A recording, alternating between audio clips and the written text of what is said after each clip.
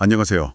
오늘은 노화를 그냥 늦추는 게 아니라 아예 시간을 되돌려서 세포를 젊게 만드는 영노화 이야기 한번 깊게 파고들어 보려고 합니다. 이게 뭐 공상과학 소설 같기도 한데 점점 현실 과학의 영역으로 들어오고 있거든요. 오늘 저희가 볼 자료는요.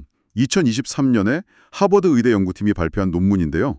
화학물질만 써서 세포 노화를 되돌렸다는 아주 획기적인 내용입니다.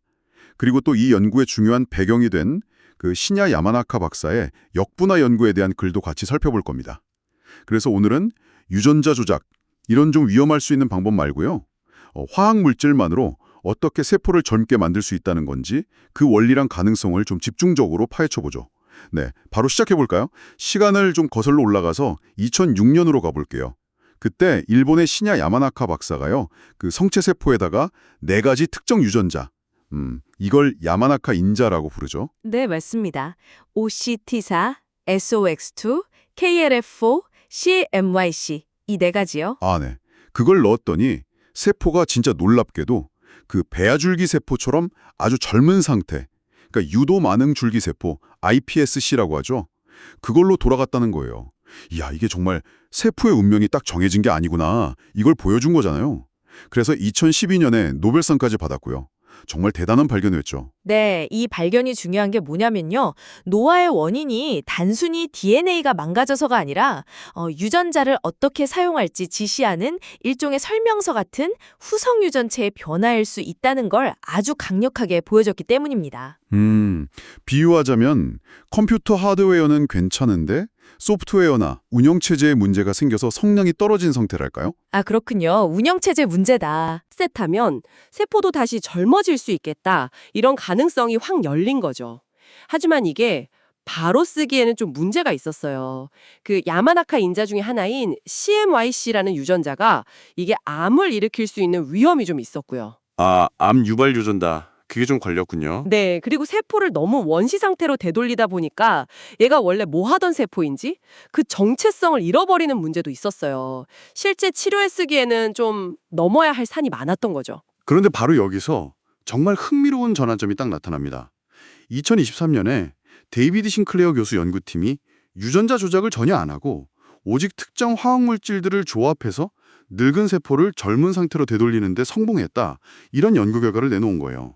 이게 바로 화학적 재프로그래밍이라는 건데 뭐랄까 유전자 가위 같은 거 대신에 그냥 약물로 세포 시계를 되돌리려는 시도인 거죠. 네, 맞아요. 그 연구가 굉장히 체계적으로 잘 됐습니다. 연구팀은 일단 인간 피부세포, 섬유화세포를 썼고요. 먼저 세포의 진짜 나이, 그러니까 생물학적 나이를 아주 정밀하게 잴 수 있는 방법들, 그리고 젊은 세포랑 늙은 세포를 확실하게 구분하는 시스템을 만들었어요. 뭐 NCC 분석이라던가 전사체 정보를 이용한 노화시계 같은 것들이죠. 아, 일단 측정부터 제대로 할 수 있게 만들었군요. 그렇죠. 그게 기반이 되어야 하니까요. 그렇게 해서 수많은 화학물질 조합들을 막 테스트해본 끝에 딱 6가지 화학물질로 이루어진 칵테일을 찾아낸 겁니다.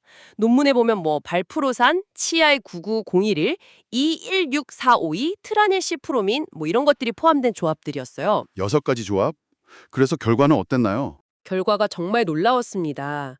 이 칵테일을 처리하니까 며칠 지나지 않아서 늙은 세포의 유전자 발현 패턴 있잖아요. 이게 젊은 세포처럼 복원이 되는 거예요. 그리고 실제로 세포의 생물학적 나이가 젊어졌습니다.